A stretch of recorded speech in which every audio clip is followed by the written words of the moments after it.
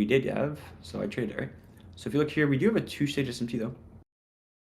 So if you go on ES, the asset that ran the high is putting in a precision swing point. And it's also a bearish close. So that would be a strength PSP because it's going from the strongest now to a weaker close. If you go on YM, you see this close right here, how it is bullish. So there's your strength PSP. Who the hell is pinging me? Oh, is that just y'all? I don't know why it's... Okay. I thought it was like in my DMs or some shit. Okay, so... Yeah, so we get an 1800 expansion, right? So when you expand like this, we're going to take the opposing side of the range. Like, if you ever trace super deep in the range like this, you see how we're in deep discount, OTE, like whatever? You're going to take the range more times than not, right? So now this is just the universal sequence, right? Two-stage SMT, right? Expansion, creating a gap. So this 1800 candle expands. What can you get after an expansion candle? Consolidation, retracement. That's what happens here. We consolidate, and then we manipulate this high. So if you look here, this candle right here is bullish. Over here it's bearish. Over here it's bearish. You guys see that? So that would be a two-stage PSP. It's one of my favorite things to see. I don't even know if I have this saved right now. No, I don't. The little thing, but it's on my Twitter about how this is my favorite continuation signature to see. It's a PSP that creates the gap, and then it's an SMT fill as well. So it's like a continuation PSP, but it's also that C2 candle is trading to a key level. You have SMT with that key level. So it's a very high probable little sequence that you can trade. Now, we pull up. Let's mark out the 2200 because we want to trade this 4-hour candle. Let's mark 2. So now we're just going to confirm this, the swing point, right? GXT, right? So the daily is already aligned. Now we want to align this 4-hour candle with expansion. How are we going to do that? How are we going to confirm that? With the swing point, right? So are we opening up within a key level? Or sorry, are we opening up within a swing point? No, because we have to form the reversal. It has to be a reversal candle from the gap. So price trades the gap, we have to reverse from it. Give a small wick, yes. So now we confirm the high of the 4-hour candle with a swing point, and that would just be GXT reversal sequence, right? We are reversing the 4-hour high from a swing point. So here you have it. And remember, this is also, again, a strength switch because this is the asset that is trading into the gap, so it's showing strength, but you're putting in a bullish close, or sorry, a bearish close. Going ES, NQ, you're putting in that bullish. So if we mark that here, here's your first HSMT with the key level, and it's confirmed by a PSP, as you guys can see. So that is a two-stage PSP, right? Or two-stage SMP, sorry. And this asset is closest to the low. See, it's closest to the low. So I'm going to trade YN, right? So now I drop down to lower time frame. Not sure exactly what I entered on. I don't really remember. I think this is a two-stage. Yeah. So we run this high. So it's actually a two-stage PSP.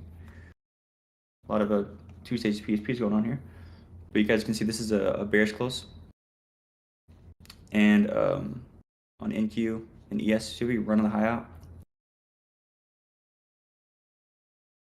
So it's really a two-stage SMT, but it's also a two-stage PSP as well, which is actually very high probable.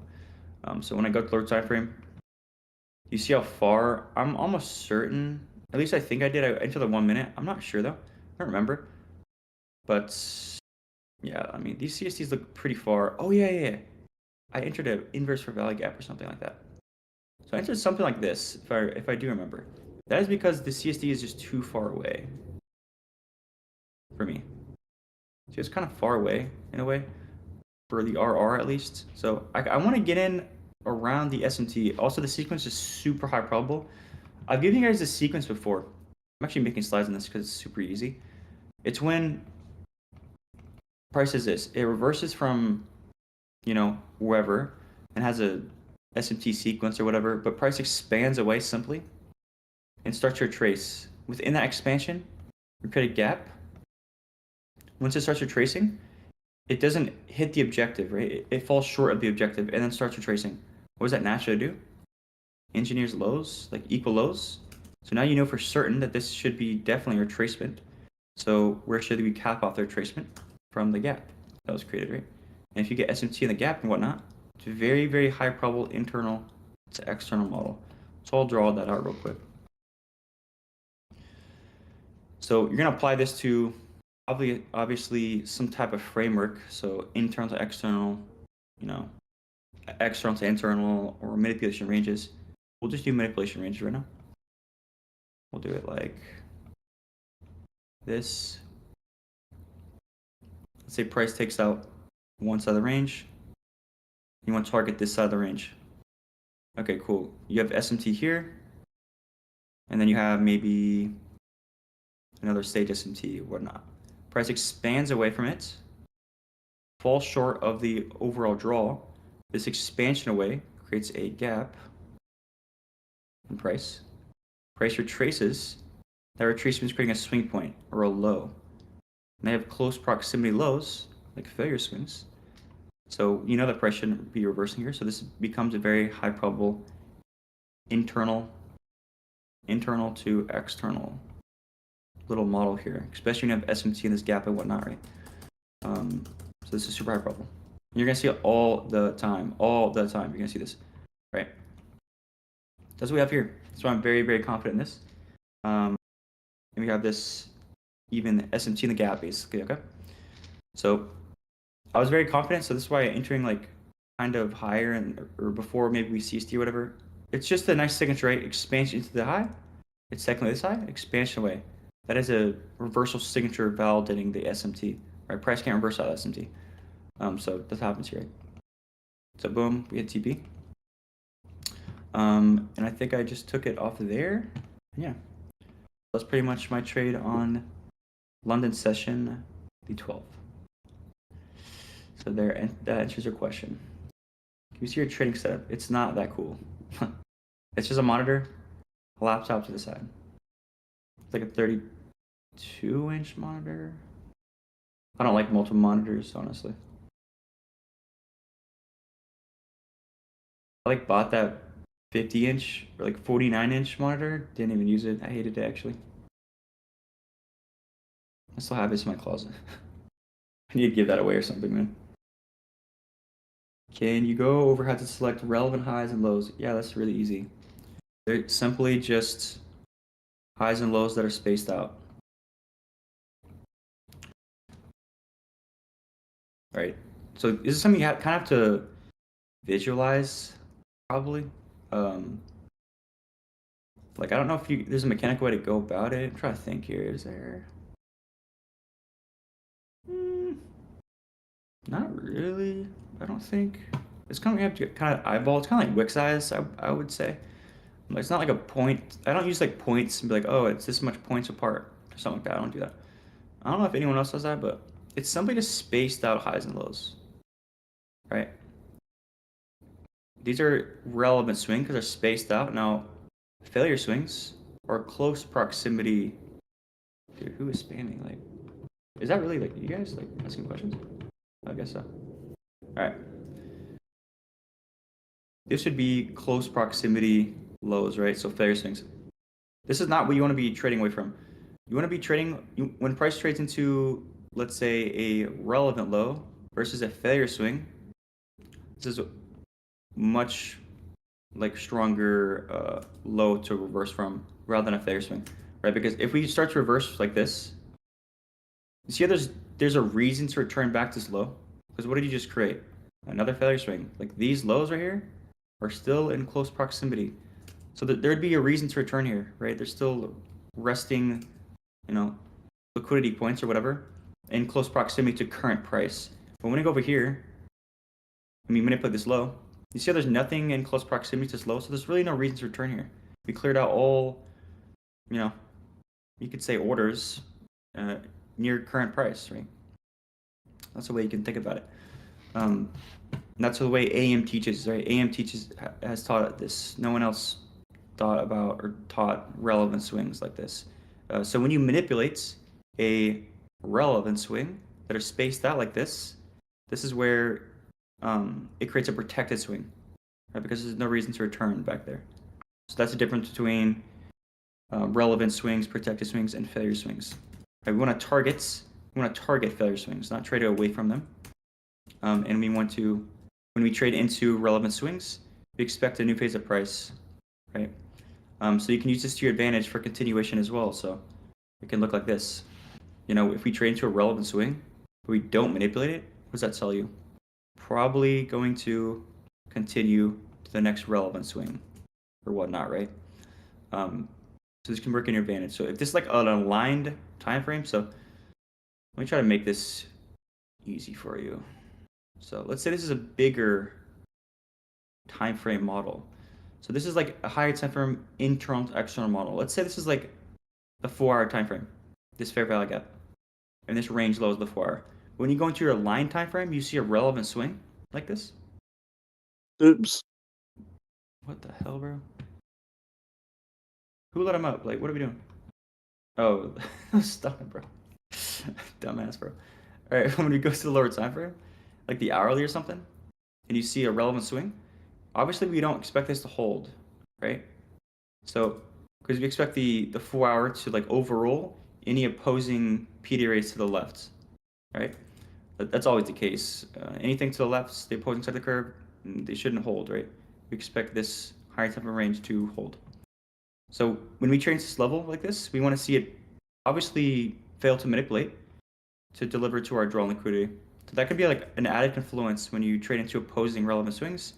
If price doesn't manipulate them, you know that this 4-hour internal to external model will likely play out because now there'd be nothing to reverse from. Does that make sense?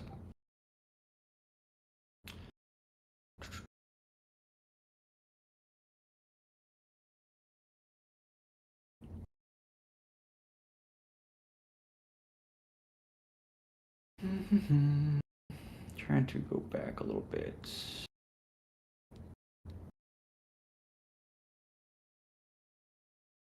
Where was I?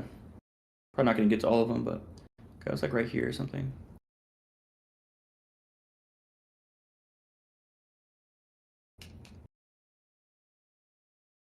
Just like 0.163. How do you fade the first entry on YM? I don't know. Like what day? I don't know what you're talking about. What first entry on YM?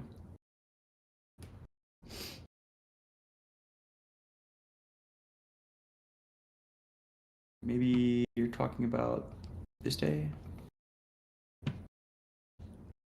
Somewhere up in here or something? What are you talking about? What first entry?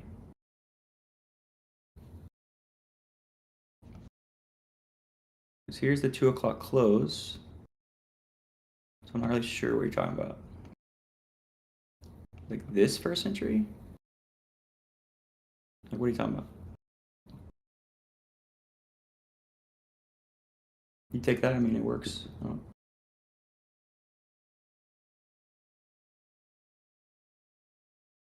Friday sell recap. Sure. You guys want a Friday sell recap? This to me had to do with the weekly profile. A lot of it, at least, this type of day. It's a very, very ass weekly profile. So you're not likely to expand into like the current week high and low. So this is the current week high and low. Right here. And this is the weekly open. You guys see how we're just bullshitting? So it goes high. Let me just show you like the 1 hour or something.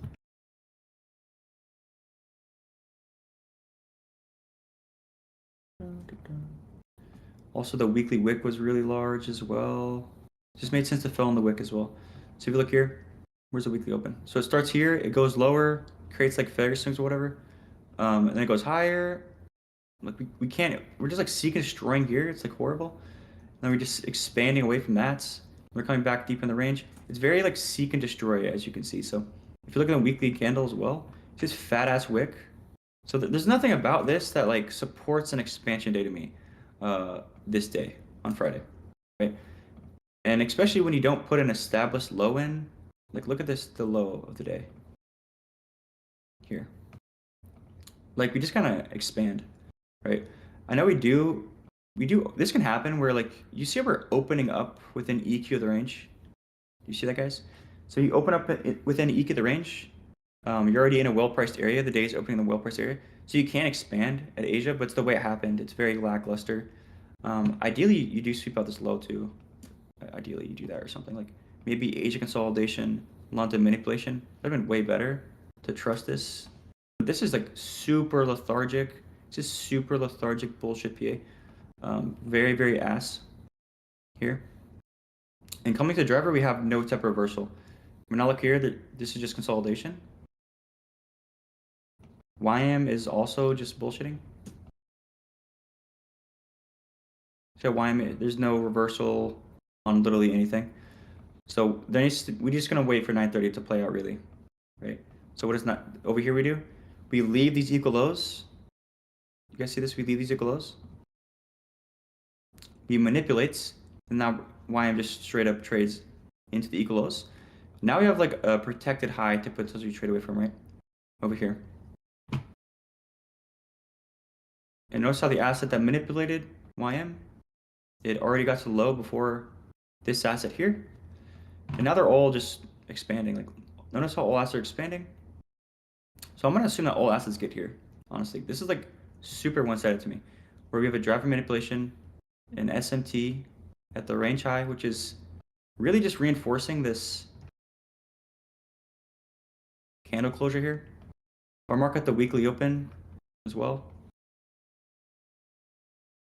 Oh, is this it? Or is this it? Yeah. I think this is the new week opening gap. Yeah. This is the new week opening gap as well. Right, we're just rejecting it as well. So we already revisited like the weekly open. And like I said, that fat wick, right? Look at this wick at this point.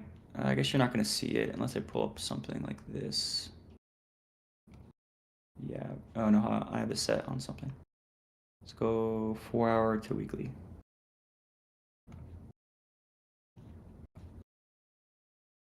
Like, look at this wick here, right? So this would be the SMT that could reverse price to go and fill in this wick here, right? And I could TP back into this low. That's what I'm thinking here. Look at YM, by the way. YM is extremely like consolidative, as you can see.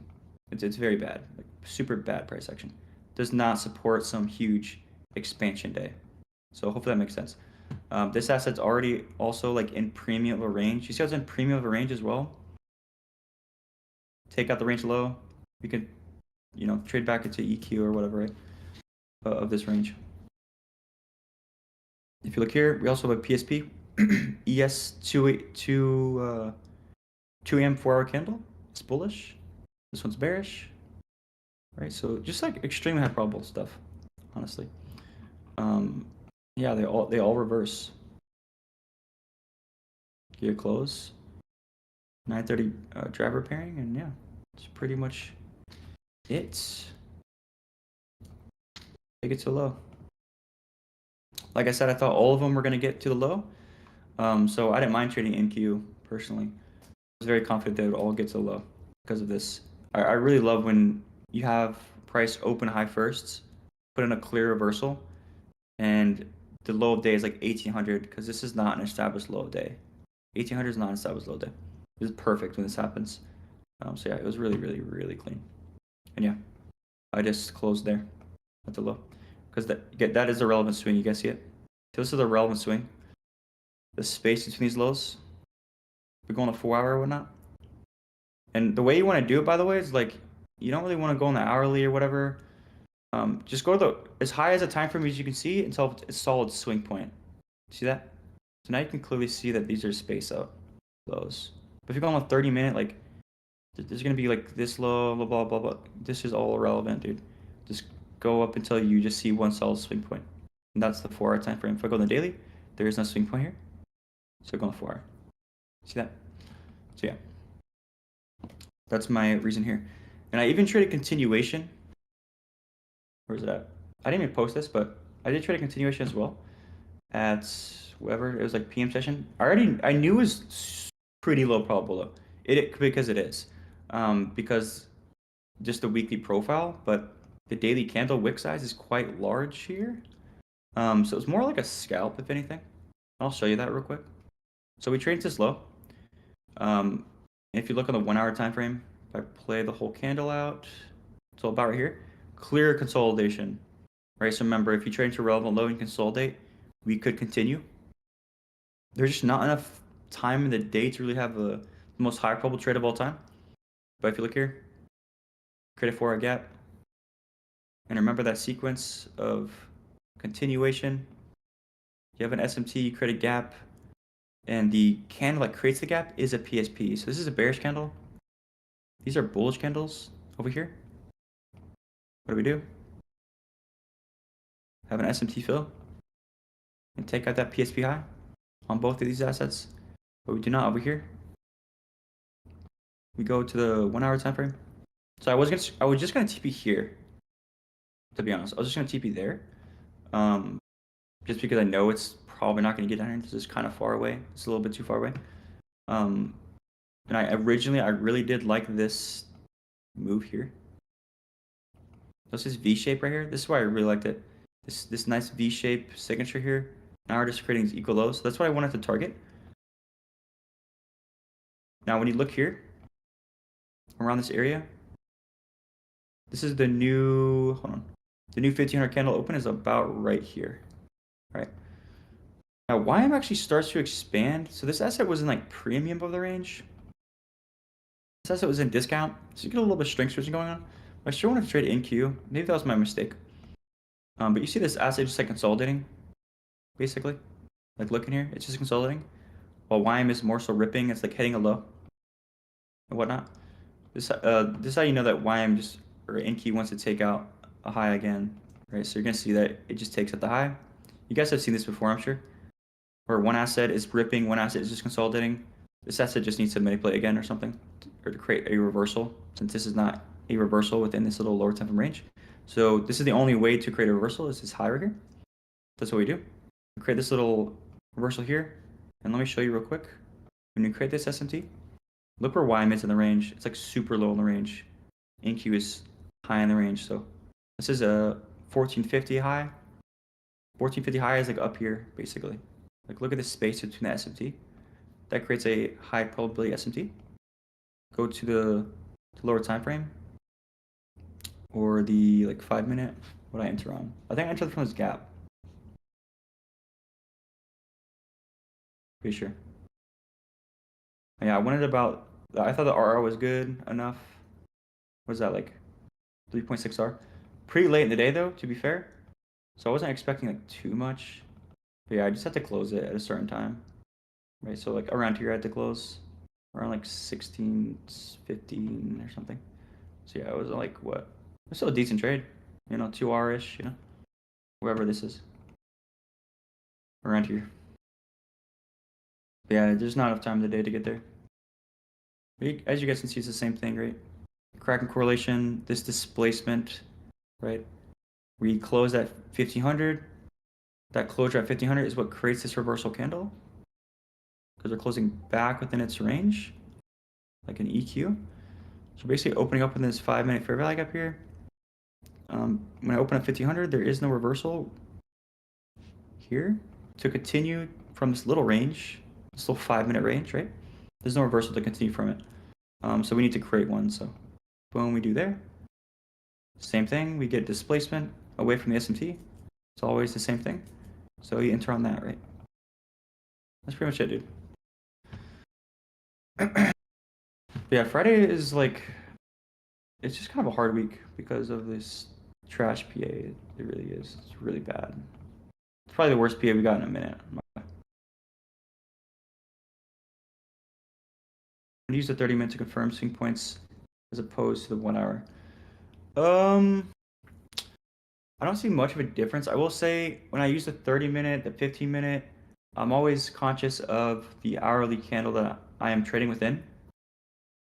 Because let's say I enter a 30-minute swing point, right? But when I go to the hourly chart, it just does not support that reversal or expansion. Then there's not much of a point to trade that 30-minute candle because the hourly candle that you're within cannot reverse. Just like we look at the 4 hour, right? So we always want to be aligning time frames that way. But let's say it does support it, then I will use the 30 minutes. Hopefully that makes sense. Let me have that monitor then.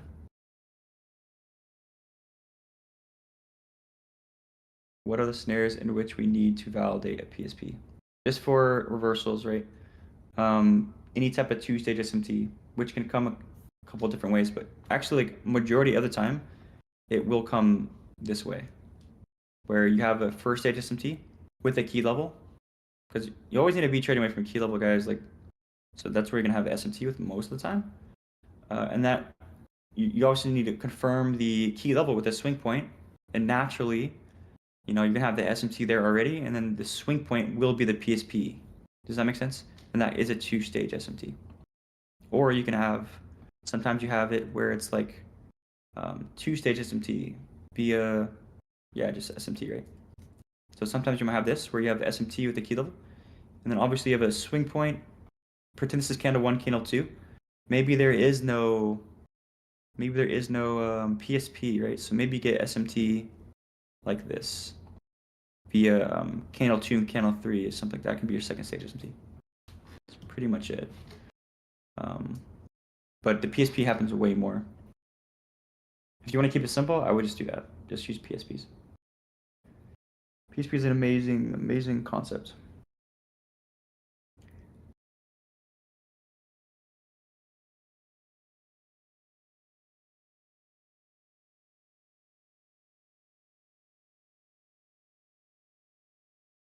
Can you go over asset sync? All right, I'll go over the asset sync that is what you guys should be focusing on most.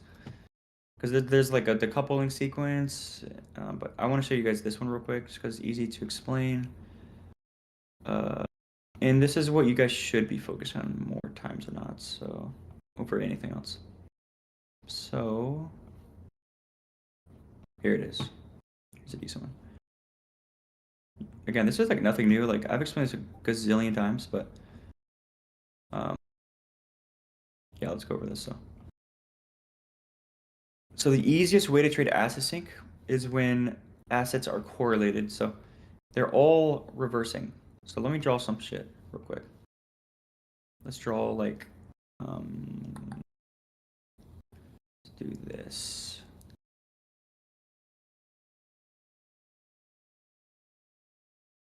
Actually, fuck.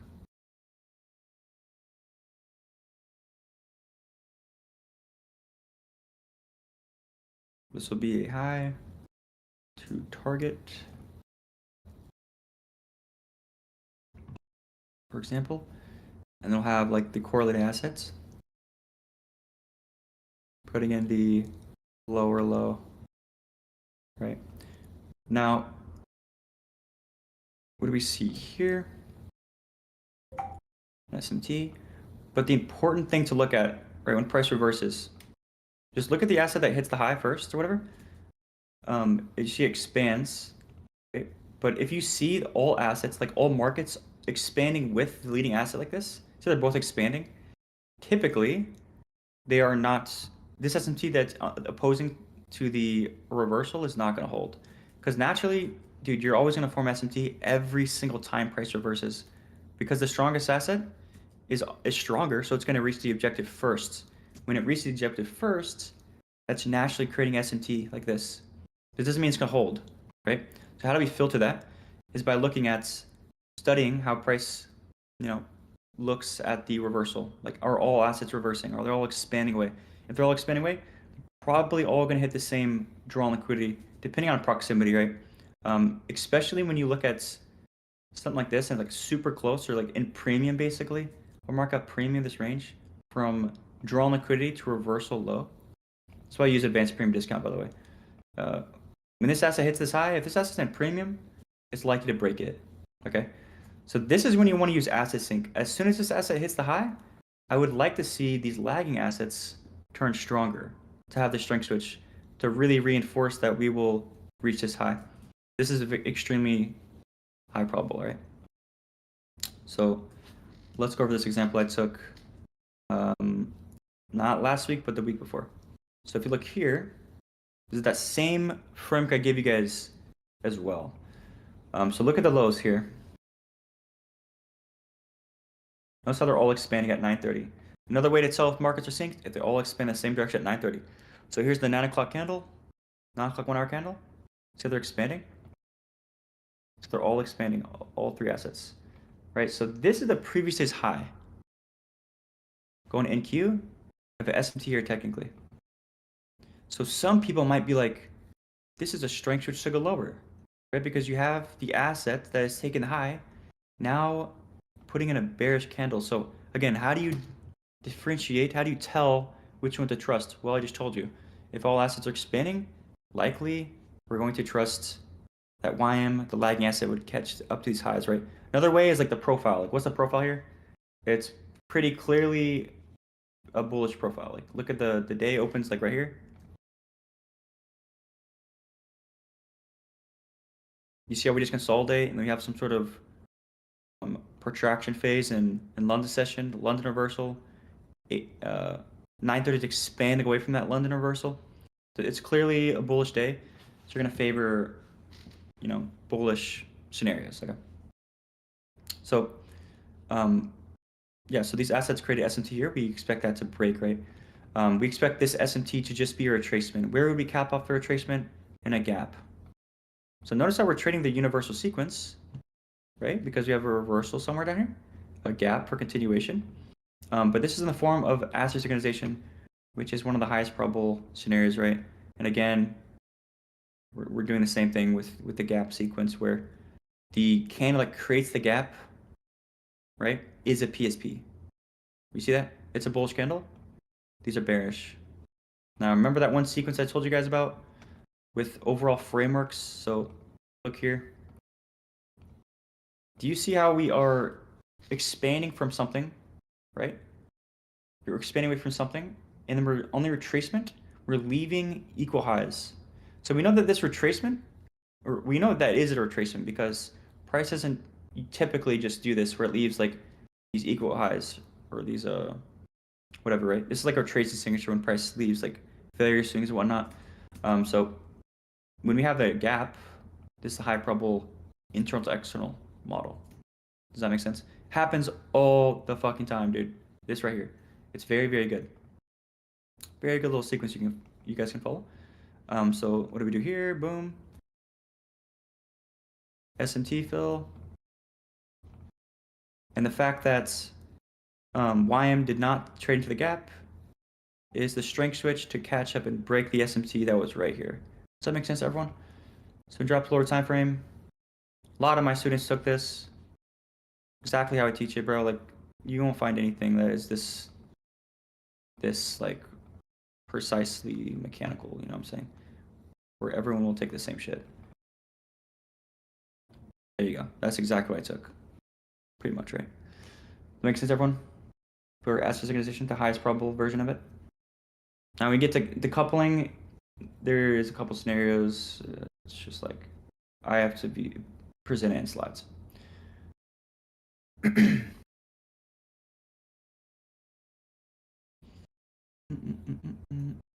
Gap selection. Ooh, I do have some slides potentially ready right now that I can present right now, but I don't know if they're not all ready. I was creating slides for that, but they're not all ready just yet. I'll probably do a YouTube video like next week on that. You can just wait. Cheap expands much into range. Is it okay to wait for another sequence? Yeah, that's exactly actually when you want to wait. What is AB messaging here now? Stream quality bad? Yeah. Yeah, I don't know what to do about that, dude. It's been happening. I don't know what to do about that. Is it bad, guys? Still? Yeah, I don't know how to do that, man. I don't know why it's been doing that, bro. How about now? My Nitro sub is expired, you think?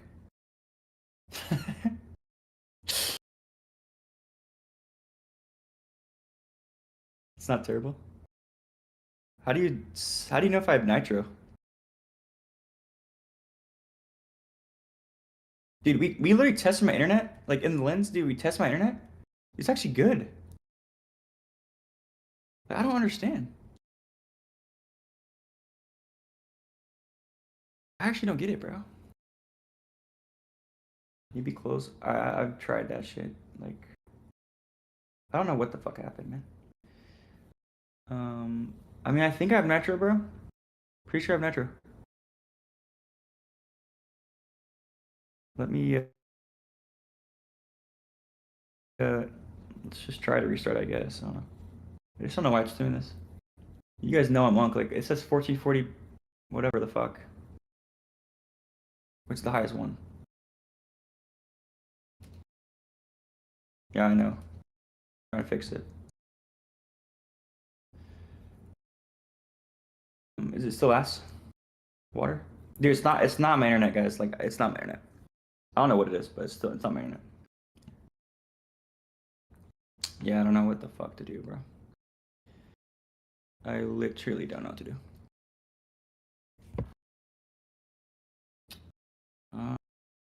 Might just end it, bro. Because I don't know how to fix it. It's literally good and it's bad. I don't know.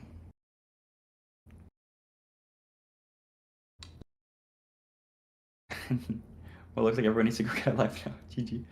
Yeah, for sure. YouTube live, dude. My inside my what's it called? OBS. The resolution is cooked, bro. And dude, when I record audio in OBS, there's this weird sound too. I'm just cooked overall, man. Like, I'm just so cooked. When it comes to anything streaming or something like that, YouTube, I'm so bad, dude. I'm not downloading Madden Update, bro. I don't know what it is, man. I mean, maybe I could like restart my router. Maybe it's my. I just don't think it is, bro. I never lag on anything. And I tested the internet. It was good. Zoom call. Yeah, there's gonna make 50 seats, bro. But maybe I can restart my check Nitro. How to do that? So again, I don't even know how to do that, bro.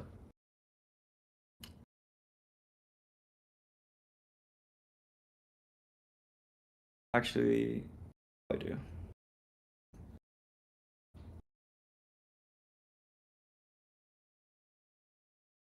Edit profile? No. What settings here? Manage Nitro. Manage Nitro. It's my Mac. Why do we have Mac? I have like the best Mac you can get.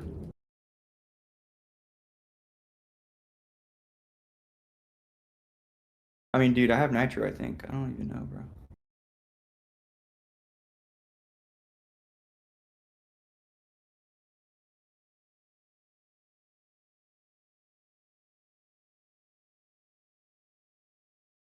Mm.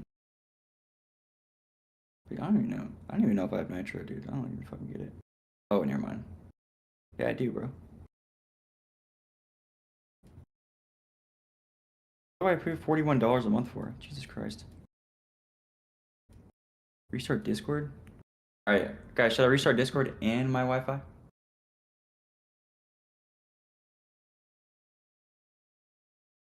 No, bro, my stream settings are not ass. Look, my stream settings are right here. They're maxed out. What if I change it to like, what is this, bro? I mean, what the fuck that is. What's source? Did that do anything? Okay. 1080? Zas? That helped? Oh. Alright.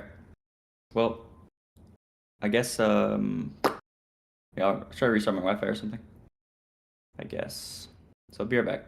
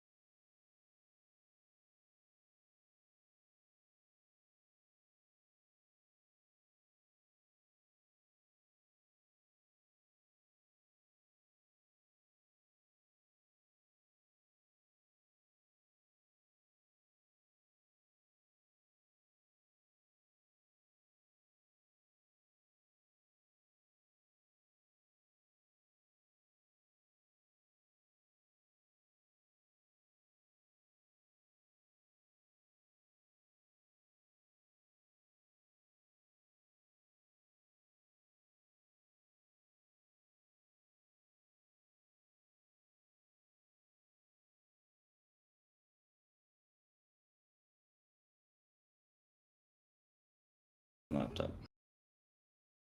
All right. Let's see.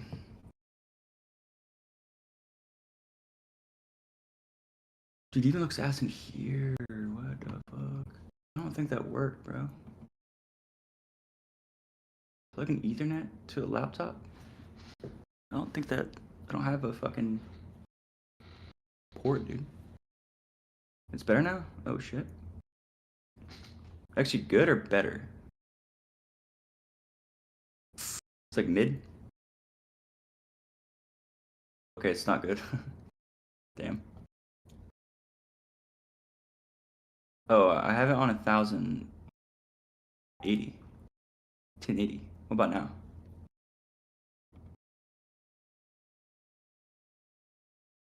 No, go back.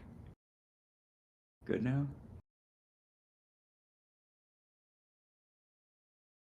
I think everyone but... No, Riffs. Everyone but you. Everyone says it's better. Alright, let's just wait. Let's just see here. Oh yeah, open the chart. How does it look?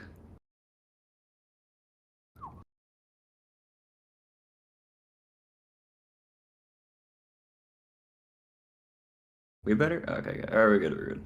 Alright, AV, DM me again if fucks up. It probably will, dude. I'm low-key feeling it. It's gonna happen, dude.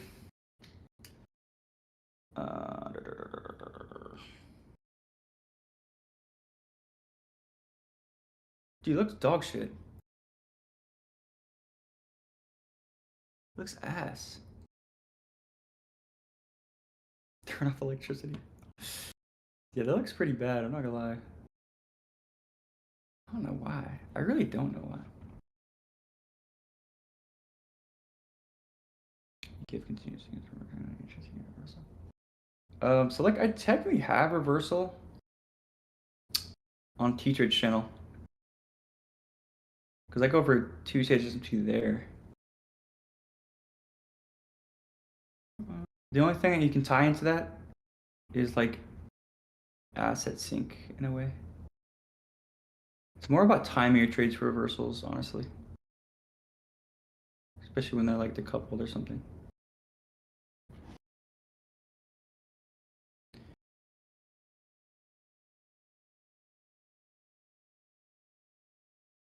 Really? Type C. Oh, see, now we're fucking talking. I have one, hold on. Wait, let me look at my router real quick. It's like right here. Is there a Type C in this bitch? No, there is one,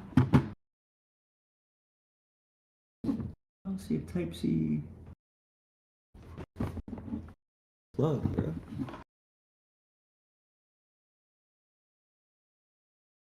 Recapped.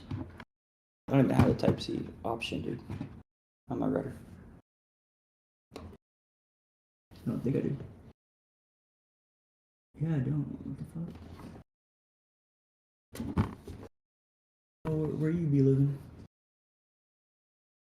Oh, I got one.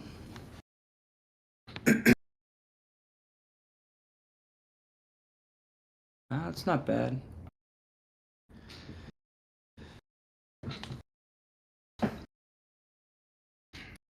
Why is this?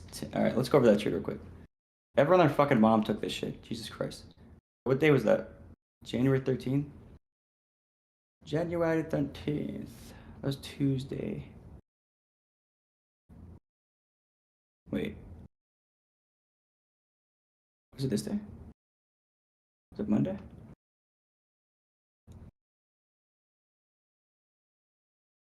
What the fuck was this? Oh yeah, wait.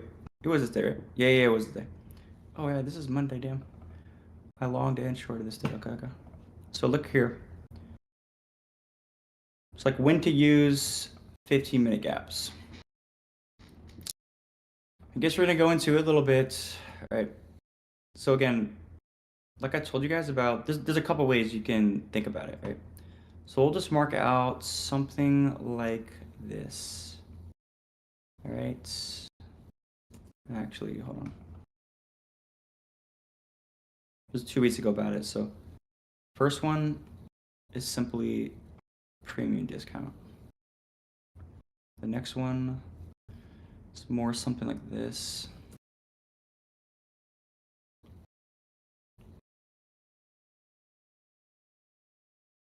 All right. All right. So when you have like a reversal, for example, just pretend like this is a higher time frame reversal or something. This is like a gap or something for both of these scenarios, right?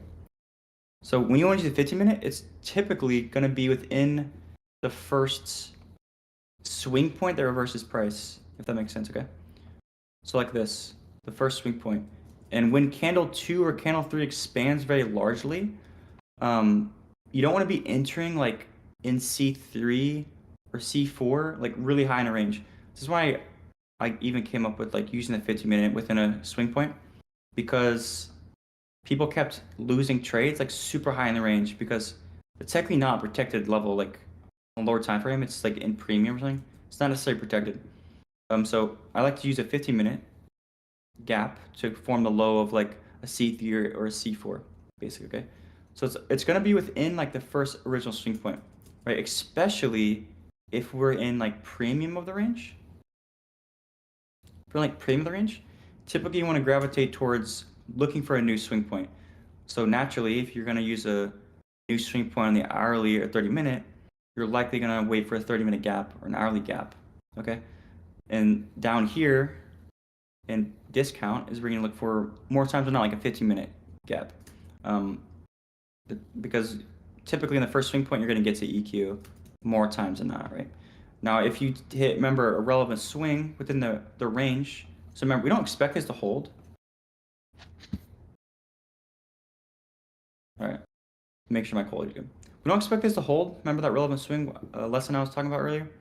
But we can expect a new phase of price. So again, if you're into a lower time frame, pretend this is like candle 1, candle 2, this is like candle 3 or something, and you're trying to trade like candle 4. If you're like way up here and price hits a relevant swing, even if it's not in EQ, right? If it's not in premium or something, if it's a relevant swing, we can get a new phase of price. So again, I'd rather see a new swing formation form, ideally, right?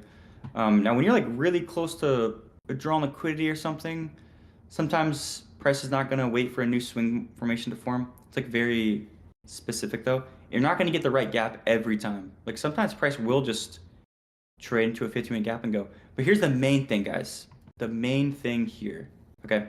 Especially when you're really high in the range. Because when you're really high in the range, we have just a solid expansion on the 30-minute and the hourly time frame. So you think you're entering a protected swing on the 15-minute, right? But what is that just doing basically? It's just creating the high of a 30-minute gap. If I show you right now. Where are we at? Right here. All right, so this is what I'm talking about. So you guys are entering this, right? Where you think it's a protect level, but you don't realize if I just jump up a time frame, your stop loss is basically just on a 30-minute gap. So is that really protected? Not really, right? Because we can just open up the next hour and just trade into it. Does that make sense? The next 30-minute candle, you know what I'm saying? Does that make sense to everyone? Why that's low probability? Look at candle 3 on a 30-minute time frame.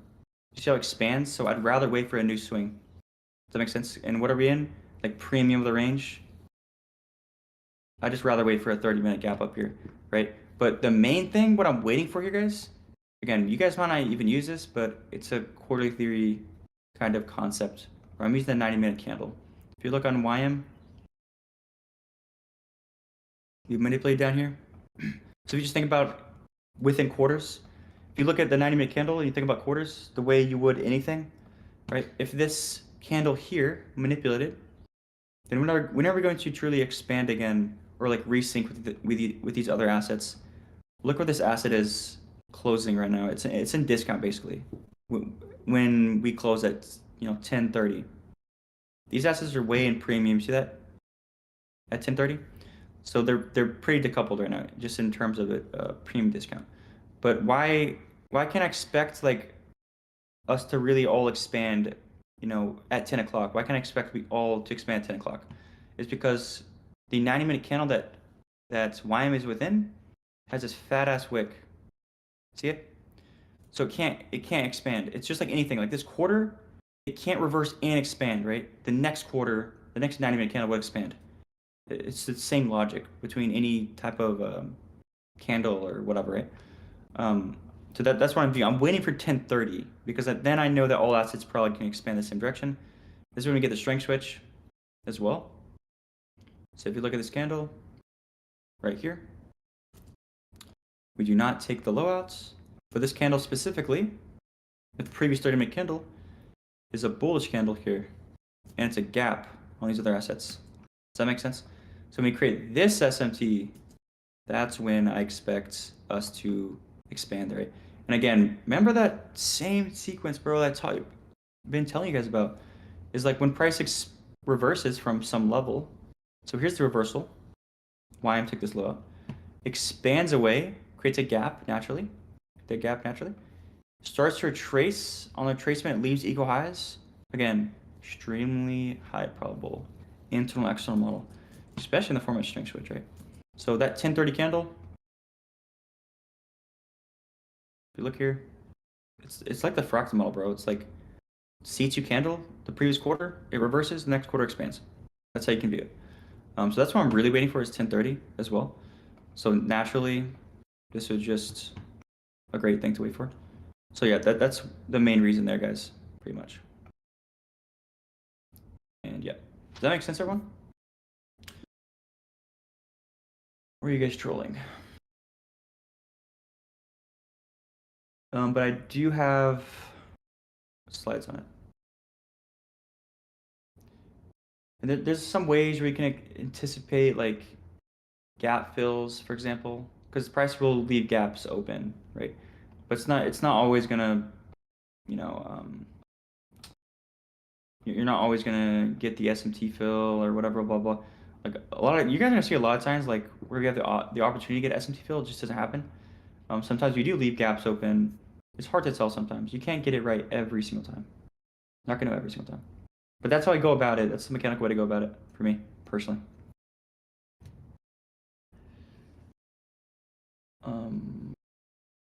Romeo's here. Can you peep CL? I was looking for shorts. Bro, I haven't traded CL in a minute. Last time I was looking at it was Wednesday. Holy shit. That is the worst day ever, dude. What the fuck? Where are you looking shorts from? Key level or something? Any 4-hour key level? No 4-hour key level?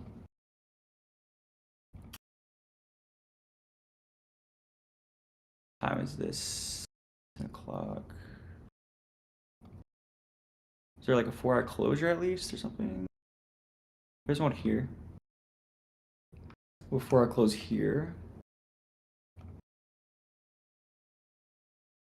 Is it PSP or anything like that? No. Dude, who's pinging me? Okay. So yeah, maybe this does look good though. Like just these lows look ass. Could have been a potential draw liquidity. For sure. Let's look at it though. Are we in a swing? Okay, this needs to be SMT here, hopefully. Is that SMT there? No. Yes. Okay. So then I would simply want to see continuation, but it doesn't look like we get it. Yeah, see, this is what you don't want to see here. You don't want to see this come really deep retracement. I just want to see it melt now. Ideally. Just doesn't do it.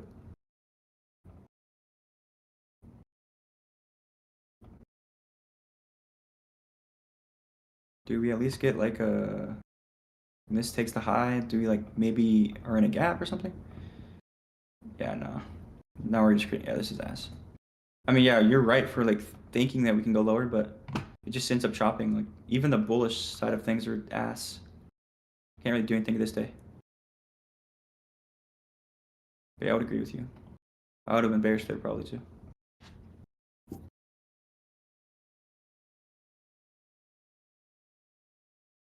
You gonna look at gold or silver tonight? Haven't looked. Let's see.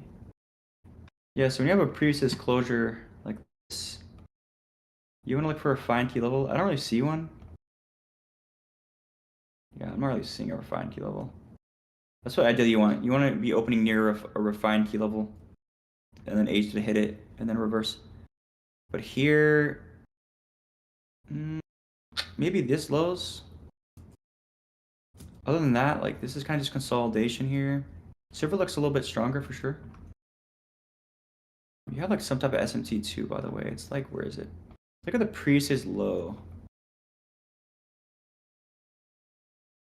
For the bearish scenario, let's say the bearish scenario. We're in a gap right now. Okay, if it's gonna be bearish, it should happen very early on. That's all I know, for sure. For the bearish scenario, it should happen early on at least. But yeah, other like for me to long, like I need a something maybe at these lows, probably.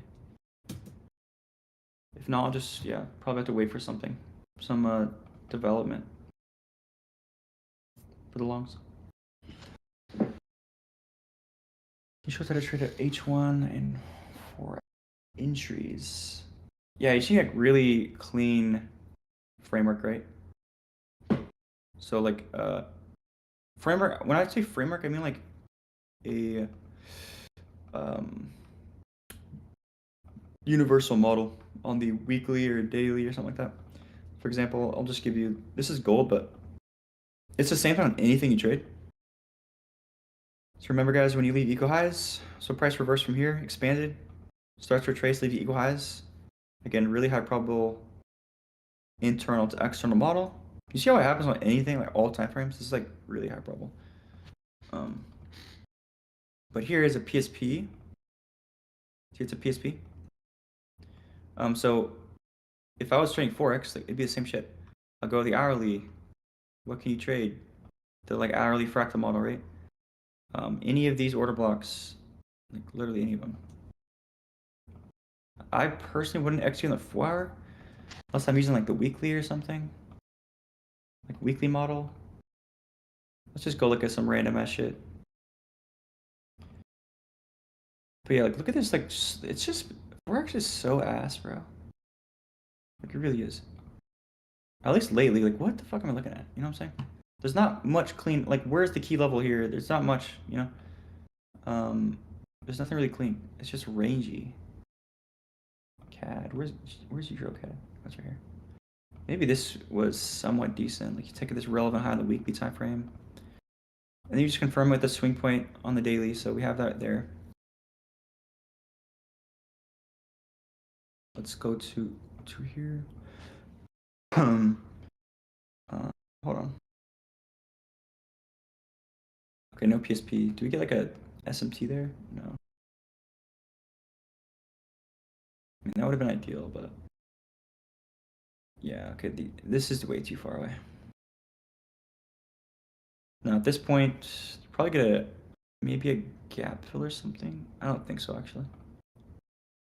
Yeah, there's nothing there that's really that clean, bro. There's like no SMT here. So if you're entering like the 4 hour, like if you're using a weekly, if you want to be mechanical about it at least, then the CC is like too far away from me, bro. And none of this stuff is like that clean. I don't know. It's got to be like so clean, bro. Let me look. Let me try to find one. Okay, this looks somewhat clean, right? So it looks like you have SMT here. Yeah, like some failure swings. But look at the PA overall, it's pretty fucking gross. Yeah, like maybe this gap. You trade from that gap or something. Long you get RR, like at least 2R to low, like this is how you would trade it pretty much, right? Something like that. Or just take it from this CSD. Just from the CSD from the gap, you know? That's like actually good R.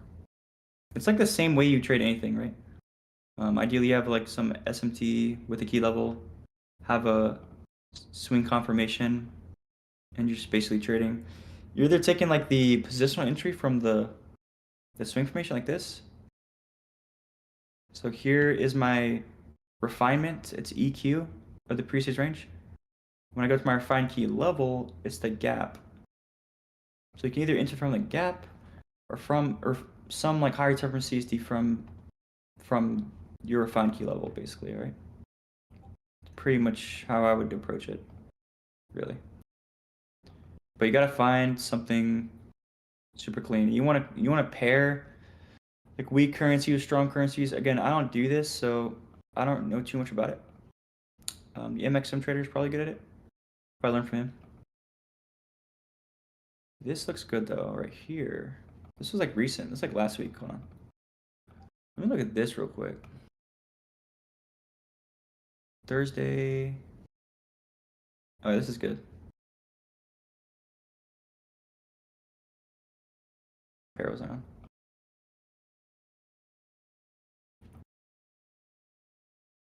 So price takes at this high.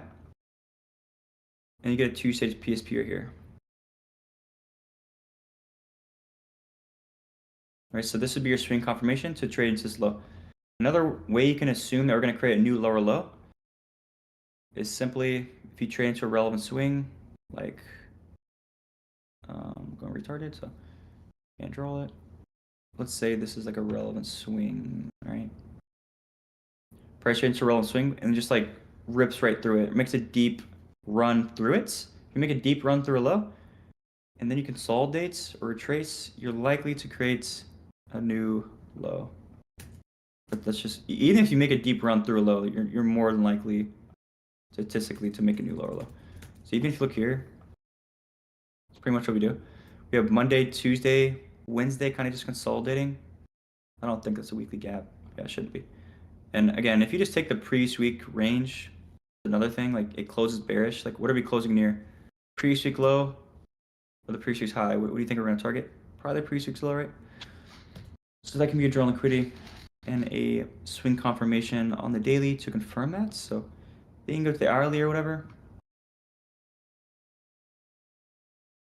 Here the CST is quite large. Like here, I probably would rather use like the 15-minute or something, or 30-minute. Let me just see like okay, they're all the same thing basically. Maybe 15 minutes not. Even this is even large too though, man. Like look at that V shape though. That's like really clean. I'd probably just try the 5-minute if you're day trading, but I don't think I would trade Euro odd on the 5-minute. I don't know about that. The spreads might be high. I don't know the spreads for this, but Forex spreads are insane, low-key. Let's just say you get this hourly. I don't know the RR for that. Doesn't look very good though. Maybe per stop loss there. It's actually not bad. Oh yeah, 3R. Yeah, you can share like that pretty much. I don't know if it even gets there, bro. Oh yeah, you got edged. Holy shit. Does GBP get there? What low is that? Friday? That's not the same one. But you get it, right? That's how I would do it. Pretty much.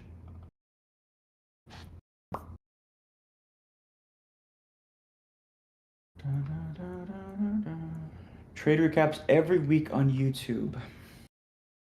I could do that.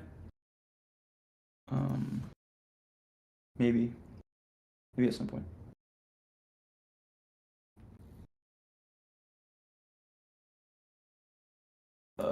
Do you trade away from SMT where one asset makes equal highs? So like equal high SMT, I'd rather not. Honestly. Now the way I ever traded from failure swings, pretty simple. It's like taking the logic of using not refined, like opposing PD arrays, like the failure to manipulate them to continue. So let's say price does some shit like this, where maybe just have like a consolidation or something, right? Or whatever. But there is an SMT or something. So let's say like right here. We just consolidate. So originally you're not thinking reversal, right? You're not thinking that. Now, what we do have here is relevant highs, right? So price expands like this. You would think, like, if we're gonna go lower, we should go lower from here, right? If we're gonna go lower. But if price trades this high and rips right through it like this, then now you can trust to trade away from these fair swings typically. And again, I'm usually just gonna wait for a gap to form and trade the universal sequence for me to ever trust to trade away from this. I'm not trading this reversal down here though. No, we're not doing that. You don't know yet. You gotta wait for price to show you. That's typically how we do it. Or even like when price forms these equal high SMTs that I don't like to see. Remember we talked about asset sync where all assets reverse? Like if all assets reverse like this, I'm not expecting for this SMT to hold. I'm really not. So if it does start to reverse, I'm gonna wait for price to expand away to show me, create a gap, and then an SMT fill, right? Or whatever, to confirm the gap. That's pretty much how I'll do it.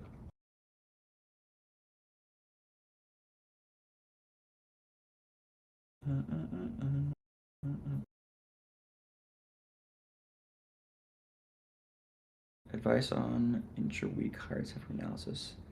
The only way I will trade, or only way I'll have a hard set for analysis is I'll just look at, it really goes back to the basics, bro. Like go to the previous week range. Like what are we closer to? The previous week high low? That's just basic like draw and liquidity, right? Let's like, what are you opening near basically? Like what's the closest proximity draw? Most of the time that's gonna be your draw and liquidity. But how do you have a higher incentive from analysis that you can hold for a while? Is when you hit a higher set from key level. That's the only way that you can really have it. So when you hit a higher set from key level, for example, this two-stage SMT, like it's just going to be a universal model in the higher time frame. So you'd expect the next couple of days to expand into your draw liquidity like this, right? Like these couple of days, I could be bullish here, but once we hit this high, it's like you have to take its kind of conservatively, right? Because you just expanded and hit an objective. So you're looking for what phase of price we can get or whatnot. But most of my days are just taking hourly and 4-hour draws and liquidity, just going off of the session profile, right? Session profile can give you a lot of that's what I get most of my analysis from, honestly, is intraday profile. And just looking for close objectives and whatnot. But I don't do like higher time frame analysis, really. Like I don't look for weeks in advance. Like what is price gonna do for the next month? I don't give a shit because I'm a day trader, so I could care less. I really just care what my session is gonna do, honestly.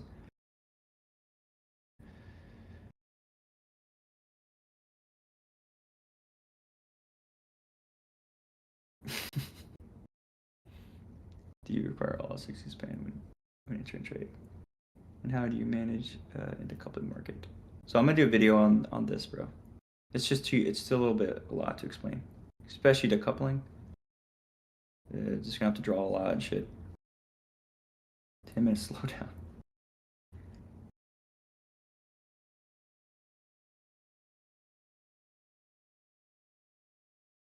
Do I only trade New York? No. I'll trade Asia session just because it's really easy for me because it's at least the time is really easy for me because the day opens at 5 o'clock my time. So, the relevant parts of Asia, I would say is like 2 hours into Asia session most of the time. So what is it, like 8 o'clock for me or something? 7, 8 o'clock for me? PM? So I'm obviously up at that time. So it's really easy for me to trade Asia sometimes. So I'll trade gold and silver in Asia session mostly. If it's there. And then I'll trade New York. If I have a shit sleeping schedule, I'll trade London, but it's not often. Well, it is often that I have a shit sleeping schedule, but it's not often that I trade London, really.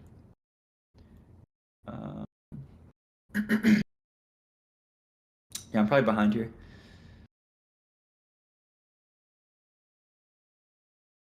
New video topic.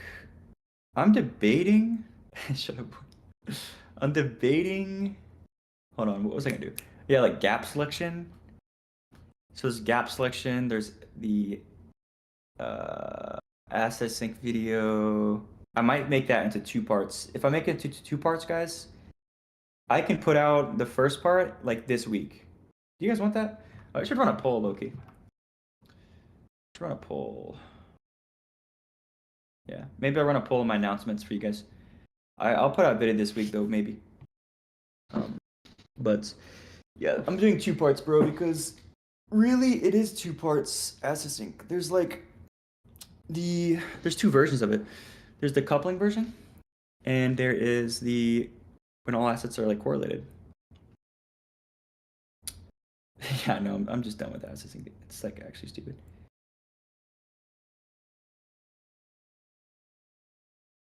Wait, what? Bro is running another poll. 4 polls. Oh yeah, no. Yeah, you're right. You're right. I already did run a poll. I forgot. Yeah, they want asset sync, but yeah, you're right. You're right. I'll put an asset sync part 1. You're right. We'll do that. It'll be fast. I can legit make those slides so easily. At least for and that's the version you guys should be focusing on, honestly. Figma boy, I'm about tired of this shit. I fucking hate Figma, guys. You don't even know, dude. I will literally like be like, all right, dude, fuck it. Let me get these slides done. I'll literally sit there for like 5 minutes, and then I'm just like, dude, I just can't do it. I like have to force it. I have to like be in the mood or some shit. I don't know, bro. Okay. Hop on Valorant? Never played, bro. Is that some PC shit? I've heard of it though.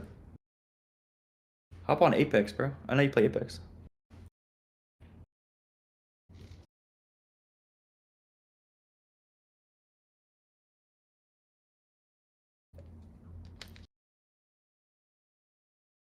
But yeah.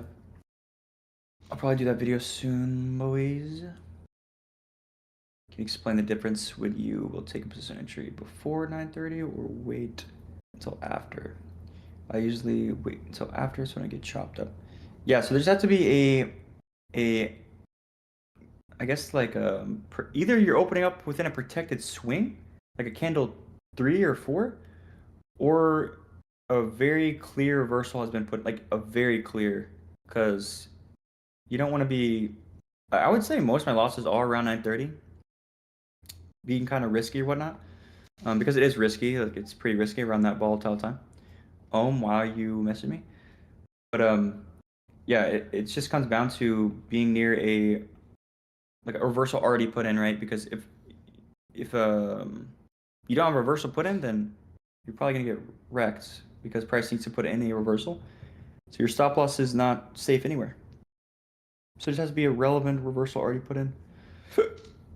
And ideally, your stop loss is on like bulky opposing candles, not like some little shit. You just get wrecked. So ideally, your stop loss is as close to the reversal as possible. For example, like let's say we have a reversal like up here, but you're trying to enter a CST like way down here, probably gonna get wrecked. Honestly. Ideally, your stop loss is as close to the high as possible up here. Dude, you don't even see this shit, bro. Look at this. So I took this before I took this at 8:30, so honestly pretty clear framework. So look at this reversal. This is a great example for using relevant swings actually. So you have like all these draws down here. Now this looks pretty shit, right? Like this reversal up here looks shit. So what do? You just look at opposing lows, because if this is gonna be consolidation, for example, it kind of looks like it, right? This looks like consolidation, you could say. But if we're gonna, continue, for example, if we're gonna, go to the consolidated high, we would need to manipulate this low. But what happens when we get to this low? We do not manipulate it. So at this point, now you're just really deep into this range. So I'll probably just mark it from like here to here, right? Wherever you mark it, doesn't really matter. But notice how we're in really deep discount at this point. now you're likely to just take this low, right? Now the daily candle supports expansion as well and all that, blah, blah, blah. Didn't I take this as well? Oh yeah, I did. I shorted, oh yeah, I did short this here as well. This is a great example of how I even can anticipate this happening, like this low being taken here. So notice that this asset is in way in premium. This has way in premium. This asset is way in discount. You guys see that?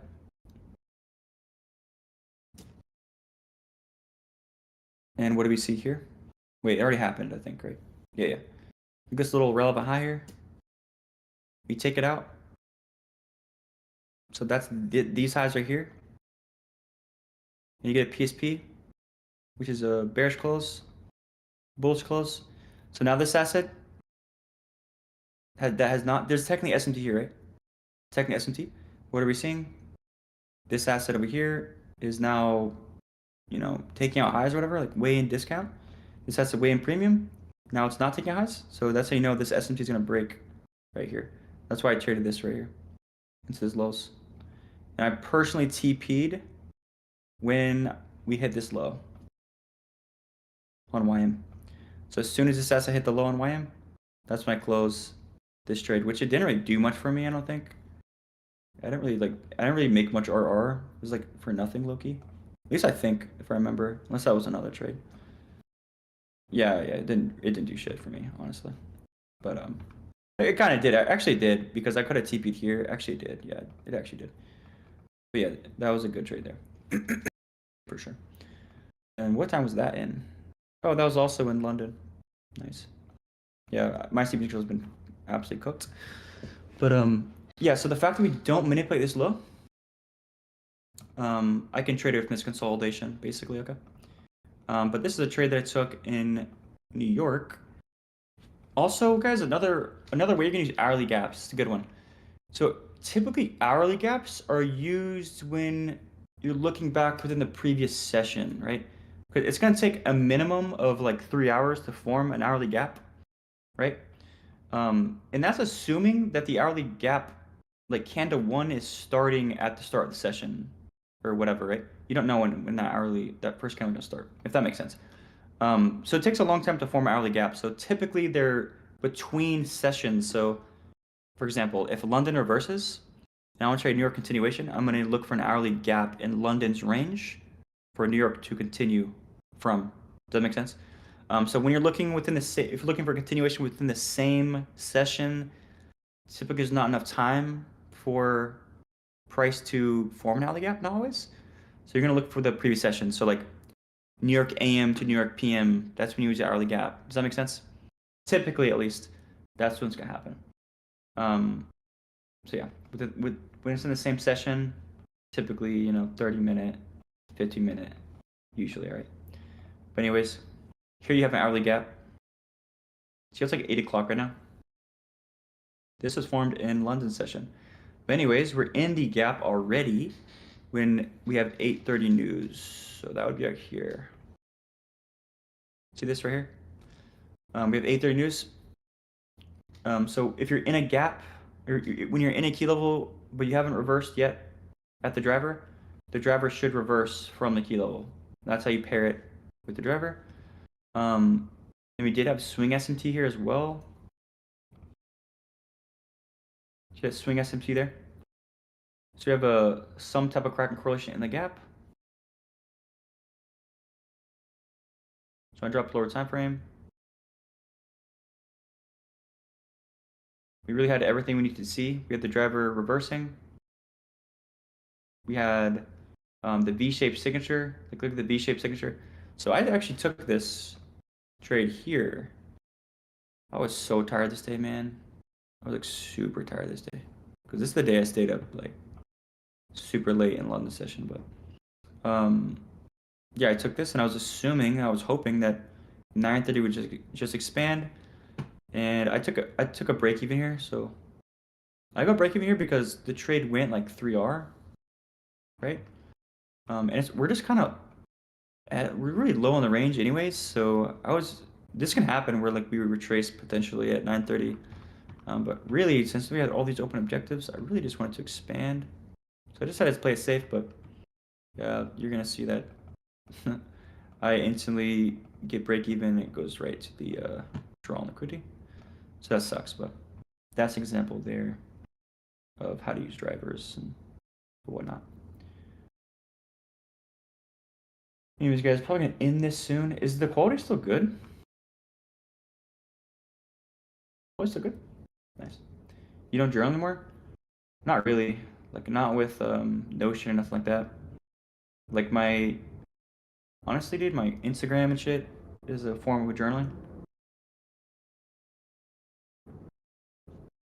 Low key.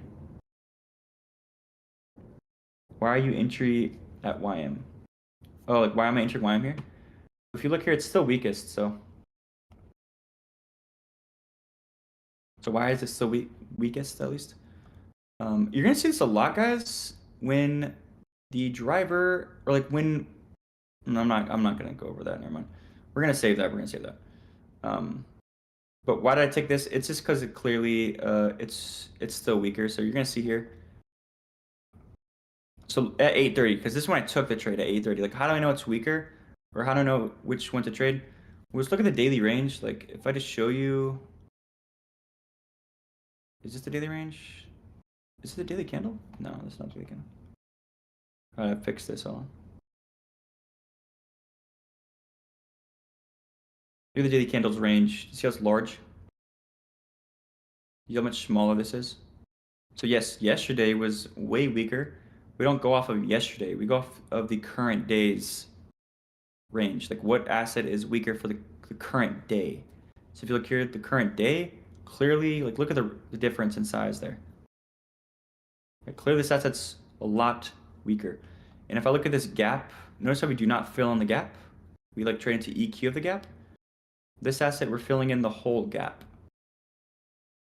So clearly, I want to trade this asset anyways because it has objectives open. Like the RR potential is a lot higher as well. So I'm just going to pick NQ. If I had to choose, if there's ever a time where like assets are basically the same strength, I'm going to pick NQ most of the time.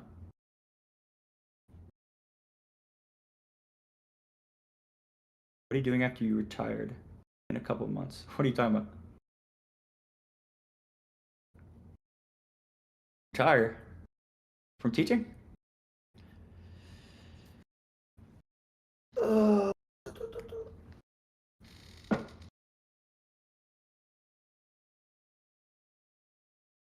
How much for a follow back? Damn, it's been 2 hours? Damn, boy. It has been wait, no, it hasn't. It's been about an hour and a half. Next YouTube video is Asset Sync Part 1. I'm gonna make it 2 parts so I can put it out quickly. Part 1 at least. Dude, I can cook those slides up today because it's super easy. I'm actually gonna do it. Yeah, I need lock-in. I need to lock in, bro. If we want to hit like 50K to 100 subscribers, dude, you have to post consistently, man. You really do. And I'm just not consistent, bro.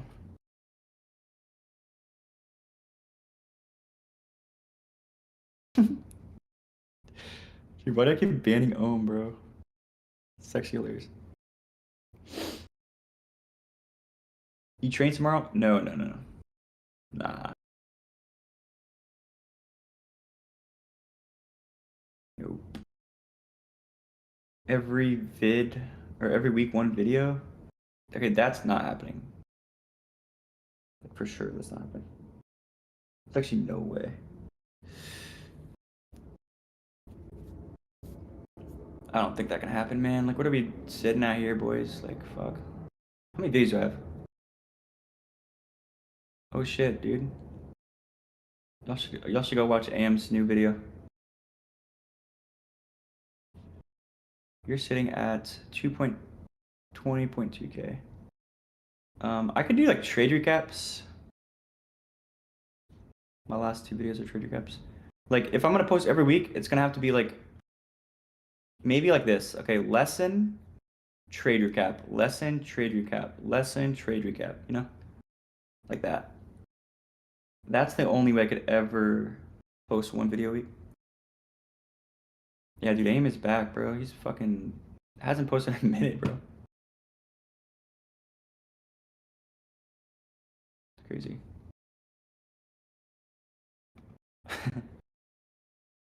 Anyways, probably gonna catch you guys later. It's been about an hour 30 here. Sorry for my Wi-Fi. I guess it's fixed now, though. Is it fixed now? It's pretty good.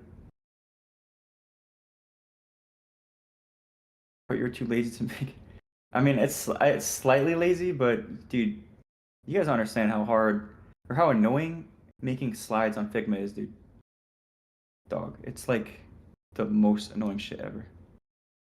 At least for me, I absolutely hate it. When did you stop doing that immediately improved your trading? Yeah, stop doing dumb shit, really. Stop forcing shit.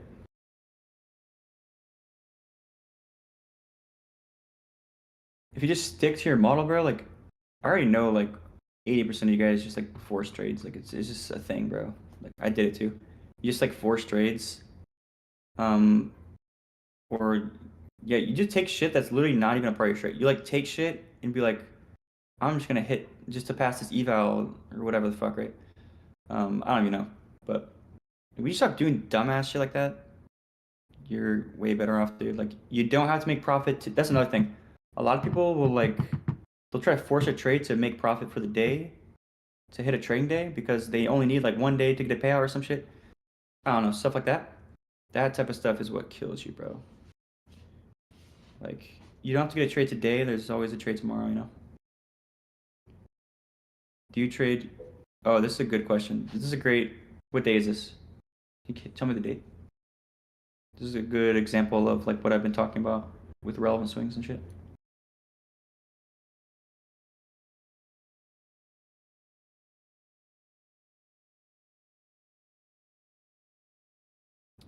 This week, new video gap selection. Well, I already did a poll on what you guys wanted, so you guys want an asset sync. So yeah, I'm not gonna do another poll because I already did one. I'm just gonna put our asset sync.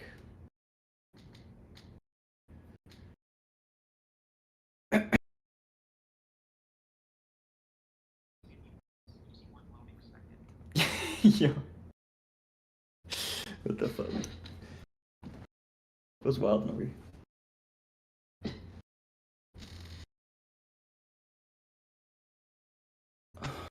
Can you tell me why you would have avoided trading in Q?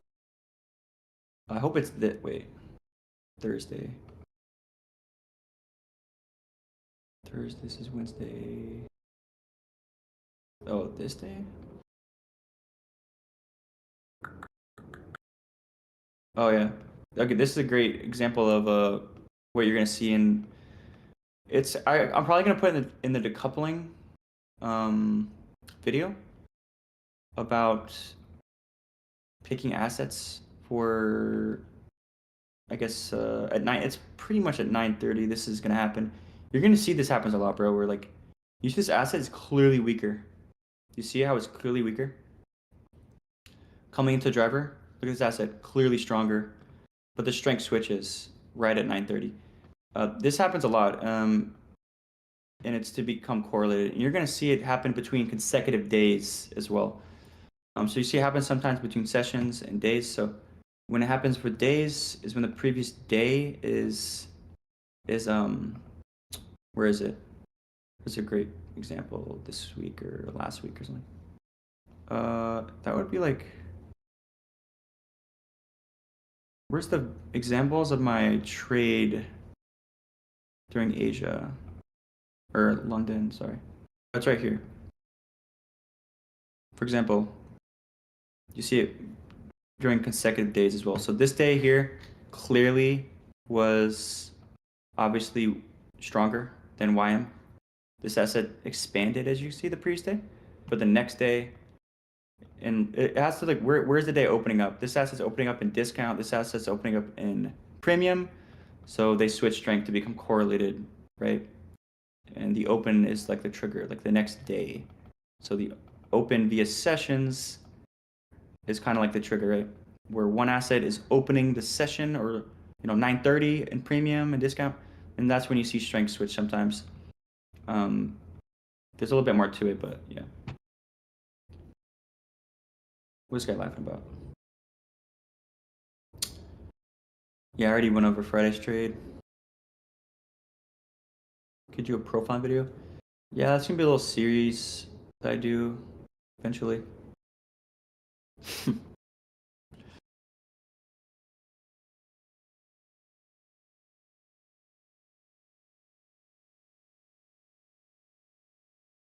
Do you trade from here by considering it a PS?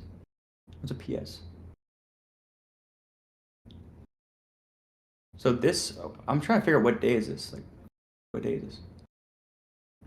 Let me try to find it for you. Is that here? Oh, it's on YM. I remember. It's on YM. It's on YM. It's right here. Oh yeah, this is the same day I was just talking about. It's because of the premium discount sequence, right? But really, I'm not. I woke up late this day, so I didn't even trade this. By the way, like this is technically a like SMT before the driver, right? So you have SMT before the driver expands away. Like it's already confirmed when the driver expands away. So it's not like I traded this here. I woke up late, so I woke up at like 9:50 or some shit, and this is where we had the universal sequence like right here at 10.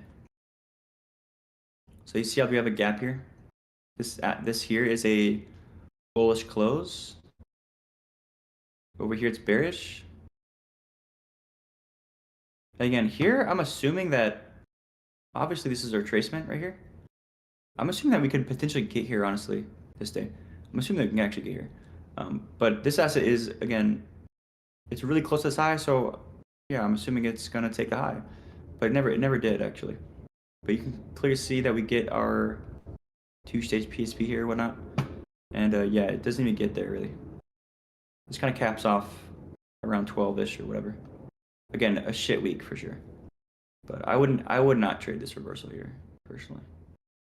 Honestly, some people did, but I wouldn't. Again, you have like SMT and PSP, blah, blah. But for me, I'm just assuming that's a retracement and low probability.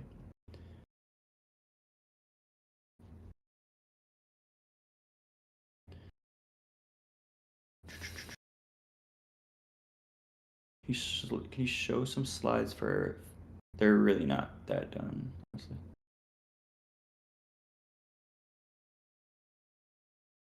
Why did you long silver away from feather swings? Well, you gotta tell me like what day or trade, so I can explain it.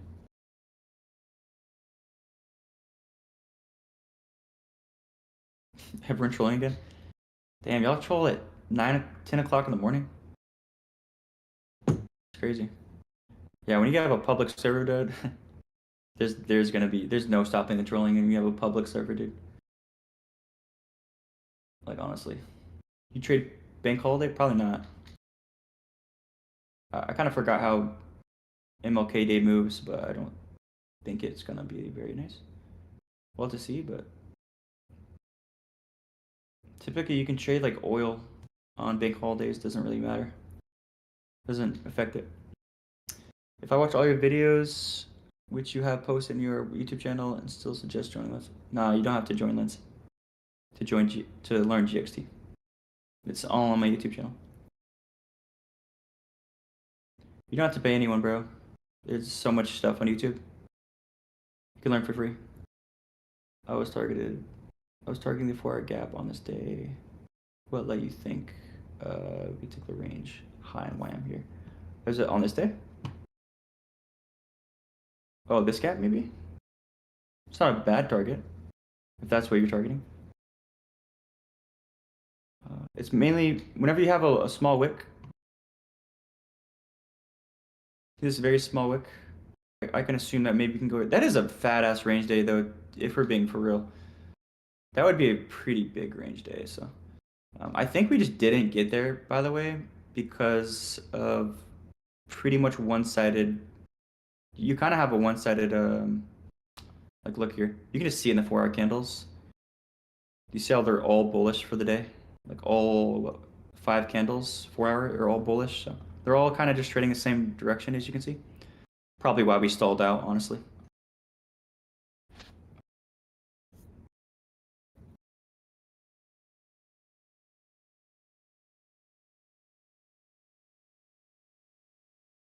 Does asset synchronization and lagging assets apply to only indices?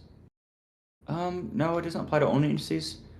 But I think it's best used for indices, in my opinion. Here. I don't even know what you're like.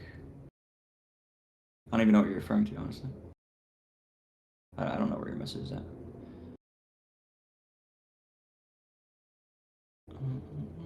How can I improve my bias? I see something on a higher time frame and another universal model on lower time frame that confuses me. Especially when there isn't well, I typically just go off of whatever the daily profile is supporting. For example, let's say I have a higher time frame bias, but the daily profile is not supporting it. Dude, I will trust the daily profile more than the higher time frame bias. I probably just have the wrong higher time frame bias. A lot of people don't agree with that or something. Daily bias is some of the most like, I swear to God, it's like the most overrated thing, in my opinion, of all time. I swear to God. I very rarely go into the day super one-sided because there's only a time and place for it. Like when I go to the daily chart, like how the fuck, like at least a lot of the time in here, like you can't have a daily bias every day up in here. But when you have a swing formation, you have like a swing formation on the daily and the key level and all that, that's when daily bias is super easy. That's when I'll be one-sided typically. But I mean, dude, the rest of the daily bias comes from profiling. You need profiling anyways to confirm daily bias, so that's why I focus on daily profiling so much. But yeah, when price is really shit, for example, I don't know, bro, like whatever, like up in here, it's pretty shit, right? You just can't have a daily bias. You know what I'm saying? Like every day up in here, it's kind of hard to do. Or up in here, you know, you can't have a daily bias every day. It's like impossible.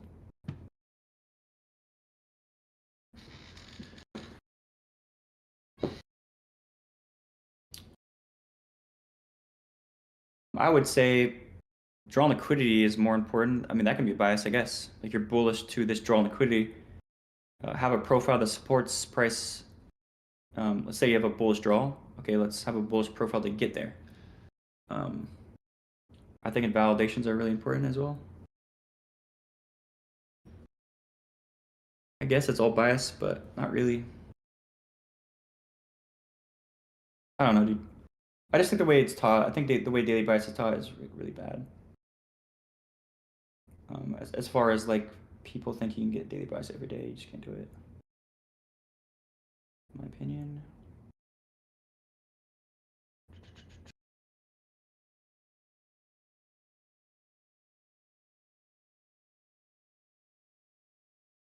Anyways, guys, I said I was gonna get off like 30 minutes ago. Probably gonna hop now, bye, guys. Best way to study GXT. I know all the concepts. So how to learn is go back in price. Just go back to any reversal, like any reversal, right? And try to break down price with the concepts that I teach. Like try to reverse engineer them so you can gain confidence and see it happen and stuff like that. Just in hindsight, right? And then once you can understand it through hindsight, that's when you can maybe look to start to backtest, right? To try to anticipate things. That's what backtesting is for, is to build anticipation skills and stuff like that. And seeing things happen, not live, but as close as possible to live. I think backtesting is really helpful. A lot of people disagree. they hate backtesting. I can understand if you hate it, but it's still beneficial. You can't deny that. Because when you have here's the thing, a lot of people say there's no emotion. That's true. There's no emotion in backtesting, but when you have a mechanical process like I do, like the way I teach it, it's super mechanical. Like that's when backtesting is really helpful. It's like to backtest something mechanical. When you have something super discretionary, backtesting doesn't really help too much, I would say, at least, because I would say a lot more emotion plays into that. The more mechanical your process is, the less emotion becomes a part of it.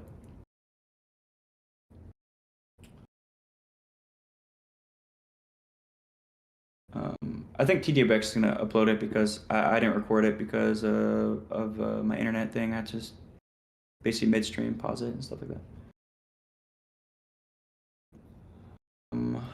Okay, so you're just not within a swing, brother.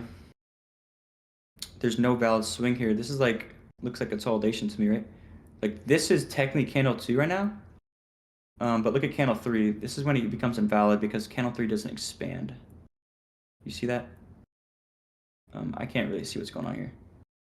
Unless you have SMT, maybe you actually do have SMT between these candles here, maybe. And then maybe this is candle 3 technically. This is technically candle 2. This is technically candle 3 here, maybe. And yeah, that looks valid, I would suppose. I gotta see everything else, but it looks valid. But don't worry about it. From what I can see, at least.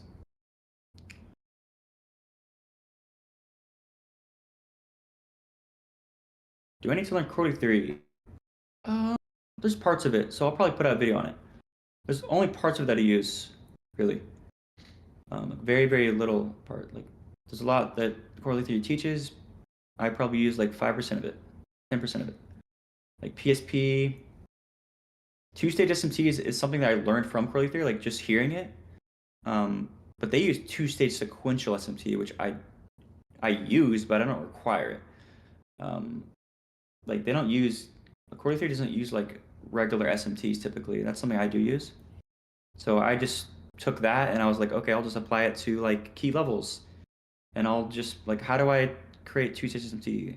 Okay, an SMT that's not sequential and a PSP, because that's what they did. They did sequential SMT plus a PSP as a two-stage SMT. It's not something I came up with. The only thing I did was apply it to key levels and stuff like that. And swing points like SMT between candle 2 and candle 3. It could be a second stage cracking collision, which is something they did, but only, again, if it's a clinch SMT or the PSP, blah, blah, blah. I don't use like true opens. I don't use midnight open. They use all that stuff. They use like, I don't know, man. There's a lot of stuff, bro. There's a lot of stuff everywhere. Like ICT teaches a lot of stuff I don't use. I just use stuff that resonates with me. And the only thing I use, like I said, PSP, SSMT. But again, it's not required, but I'll teach you how to use it. But I do use the openings of quarters to time trades, okay? Just to time trades. That's really it. And I think that's very useful.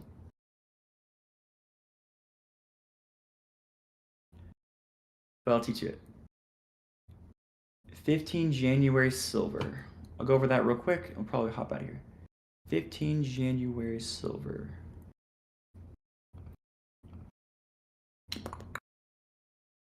Okay, so something up in here, right? What I trade? Did I trade this? I don't remember. Probably. So I assume I traded this, right? So it's the same thing. So remember, I talked about in the stream already. So yeah, this is definitely something that I could have, if I'm coming today, I'm automatically gonna be more so bullish sided because of proximity to draw. Okay, like that's just obviously what I'm gonna be more leaning towards. Now let me look if there's anything. Yeah, like no SMT at the highs, right? No SMT there. I think it's between gold. Yeah, there's really no clean reversal at all. So clearly we would never trade this. We would never ever trade that. Or when I talked about, what do we have here? Relevant swing? relevant swing. All right, so when price trades to relevant swing, if we want to be bullish, like I want this to be the reversal to go higher. Like honestly, I want price to trade to this key level and print some sort of SMT, 2 SMT to go higher. But when it fails to do that, what are you just trading? You're just trading like the invalidation to your bias or whatever. And again, I don't just trade like the lower time frame right here. Like I'm not just going to trade, for example, the 5 minute up in here. No, I'm waiting for a gap to form basically. Remember what I talked about? I even say this, I don't trade the original reversal. So this would be the reversal technically because you're still within a swing point. Like that's the reversal or whatever, right? So I don't wait for that. So this little inside bar you see here, see how it's just trading in between this candle's high and low? This is a consolidation technically, which is obviously not a manipulation to this low. If this was a manipulation, this candle would expand higher. But the fact it didn't means that we're likely going to create a new low, right? So the fact that we trade higher here, create this SMT here, validating this internal level to make a new lower low. Because remember, if this is going to be your tracement, then where are we going to continue from? This gap. We have SMT with a gap. I mean, that's just clear, you know, drawn liquidity right there, right? So again, is this have anything to do with daily bias? No, has nothing to do with daily bias. That's why I say it's kind of overrated. Because if I'm trading a 1 hourly candle, this is literally 1 hourly candle. Do I need a daily bias? No, not really, right? I just use logic and context, right? The 4 hour supports expansion here, right? This is like GXT aligned sequence. The 4 hour candle is already aligned. So this candle is now misaligned. This candle is now misaligned bearishly. It's a bullish candle. So you have to wait for the close. Now we're realigned with expansion there. Does that make sense? The fact that we didn't manipulate this relevant swing means we're going to create a new lower low.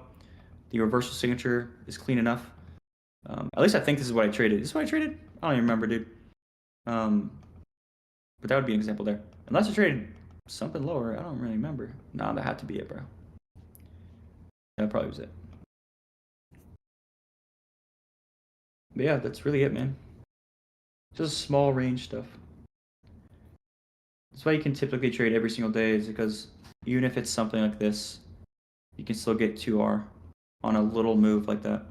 You don't need the day to be like this huge ass expansion candle or whatnot.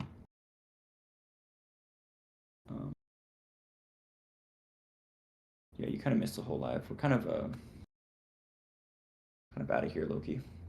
Bro, teach driver pairing in short. Oh, really quick? Yeah, it's pretty easy.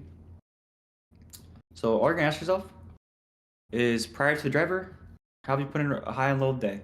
If we have, the driver should expand away from it. If you haven't, then you're going to pair. So it's going to be New York time by the time a driver opens. So you're going to pair, if you don't have a reversal prior to driver, you're going to pair that driver with the manipulation to create a New York reversal, basically. That's as simple as it gets, right? So you can either, if you have an assumed high day, for example, or a reversal, you can take a positional entry to try to catch the driver expansion, or you can just wait for the driver to pass and wait for it to expand away, and that will be like a attic influence, right? Most of the time, if you need a New York reversal, it just comes down to wick size on the 4 hour. If it supports it, you can trade the New York reversal. If not, then you wait for 6 a.m. to close. And in that 6 a.m. closure, that's why it's 6 a.m. manipulation, 10 a.m. continuation is the best. It's because within that 6 a.m. time window, or not 6 a.m. time window, the 4 hour time window, you see this 6 a.m. 4 hour candle? Within that time window, you have the drivers. So you have 8:30, 9:30. So when it closes the reversal candle, that's a reversal, right? So you're technically pairing a reversal with a driver, with the closure itself. And that's the easiest way to trade a 10 a.m. continuation, right? So it's like right here as well. So you have all sessions trading the same direction here. Notice how Asia, London, and trading the same direction. The 6 a.m. candle is a reversal candle. Probably a driver reversed, right? Look at this. 9:30 trade to the high. So if 9:30 trades in the high. 10 a.m. should do what? Continue, right? Is that 10 a.m. news as well? No, I was just wondering because that was quite quick. I should trade this as well, by the way. I was hella hyped after this dub right here. This shit was fucking sick. This is a strength switch too. Great. This is your first HSMT. This is a daily gap. If you look, and what do we have here? The weekly candle is also aligned right now. So this has happened for an intra-week continuation, where between Monday's candle and whatever the current day's candle is, you create a gap. So you see Monday's candle basically just below the current weekly low. Like if we're gonna continue, like continuation is gonna happen, you know, below the current week high basically. So back within the weekly range, we have a daily gap that we continue from.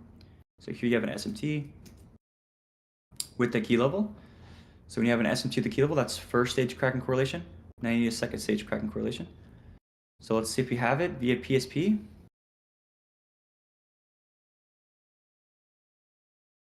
So if it's a daily key level, usually you want to use a 4-hour swing point.